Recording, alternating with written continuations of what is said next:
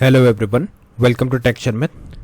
In this session, we are going to discuss about few more medical terminology related root word that will provide you the information related to the terminology, or you can say it contains 90% of information for your medical terminology.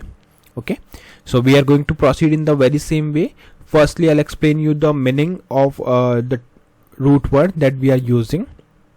Also, we will discuss their relative example, because examples are something that will help you to recall the things during your interviews and exam preparation, because at that time, like if you have walked through a couple of examples, then it would be very easy for you to understand the exact meaning of the terminology. And to practice this on a better way, in the end of this session I'll provide you some interview questions. So I request you to please do share your knowledge for those questions, because it will not only help you to prepare well for the interviews, but also it will help others who want to take a reference from it. Clear? Alright, so let's get started. But before we proceed further, I would like to recommend you to please go and check out the previously released sessions first, because they all are in proper sequence and sync. So if you follow them sequentially, then it would be much more easier for you to understand the ongoing topic, because for time being we are just mainly focusing on how to use medical how to identify medical terminology by looking at their root word. Now, if someone is not aware what is root word, so let me explain you in a very layman terminology. So it's a word that is present in the medical terminology and which contains the core meaning of the actual terminology. Okay, so you can see it is a word which contains the core meaning, which is the actual meaning of the terminology. Okay, it can be present at the beginning, at the middle. So don't get confused between the prefix and root words, because mostly people get confused here. It can also be present on the beginning. Now, how we will identify whether it's a prefix or a root word? So you can identify it by looking at the meaning, because because almost every time, like you will find that root word is directing towards any body part or organ system. Okay, so by looking at the word only, you can identify whether it's a root word or something else. Okay, let's move further. So today's first root word is stomat or stomato. Stomat or stomato, which is used to denote the information related to mouth. Again, here sometimes people get confused with stomach, but this is not related to stomach. This is related to mouth. Stomat or stomato. For example, stomatitis. Stomatitis means mouth inflammation. Now here you can see how the things are easy for us, because we know already about the suffixes, right? So if you know the suffixes, that is itis, and if you know the root word that is related to mouth, so you can simply write the answer that it is a mouth inflammation. Okay, likewise we have stomatoplasty. Stomatoplasty means mouth surgery. So what is common in between these two examples? The common thing is that here we are using the terminology stomat or stomato. Both are used to denote the information related to mouth, and you can see mouth inflammation, which is denoting the information related to mouth, and we have mouth surgery. Again, it is also related and directing towards the mouth. Clear? Now the next root word is urether or urethro, which is denoting the urethra. For example, urethritis. Urethritis means inflammation in the urethra.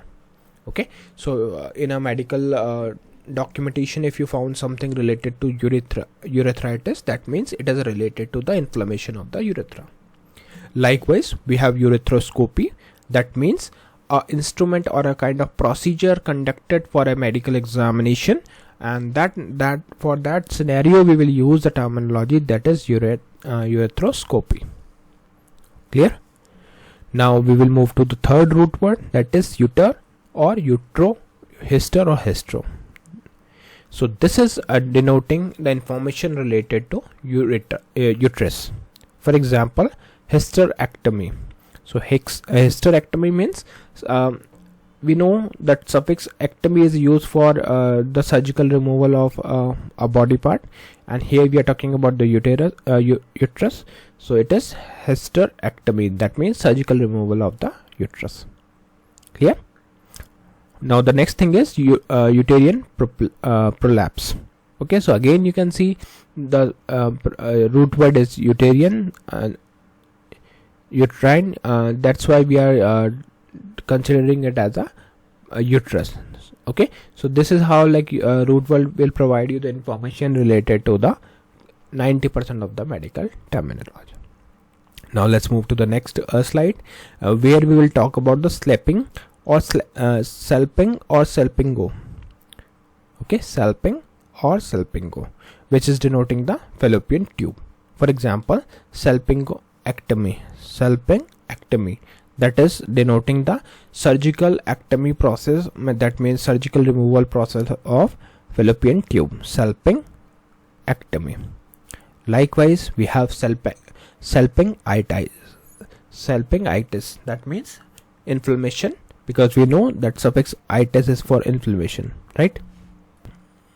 Okay, so itis is for the inflammation, and we know that salping is used for fallopian tube. So inflammation in the fallopian tube is denoted with the terminology salping. Clear? Now we have next root word, that is proct or procto, that is denoting the rectum or anus. For example, proctoscopy. So again, this is a medical examination of rectum, and for that a scopy procedure is performed, which is denoted by the terminology proctoscopy.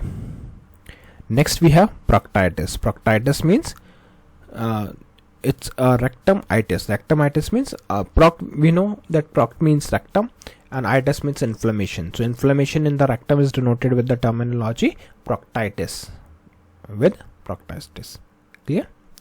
Now the next thing is cost or costo. Now cost means rib, and this is very important example, costochondritis.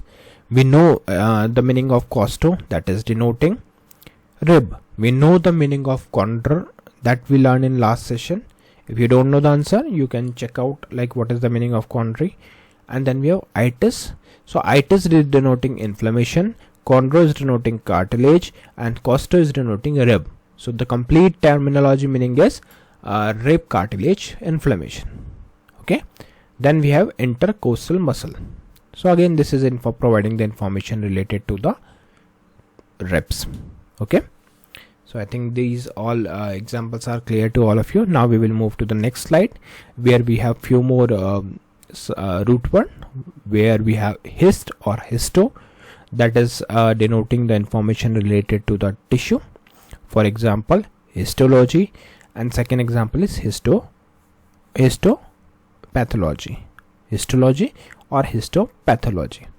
Now these are the few root word, I would say, which is commonly visible on the lab server rooms, right? I'm sure like if you went for if you have visited the lab rooms for the blood test or for any purpose, then you will find these kind of terminology: histology, histopathology, pathology, pathogen, right? These are the some things that you will witness on the board of the labs, right? So I think these are the common one.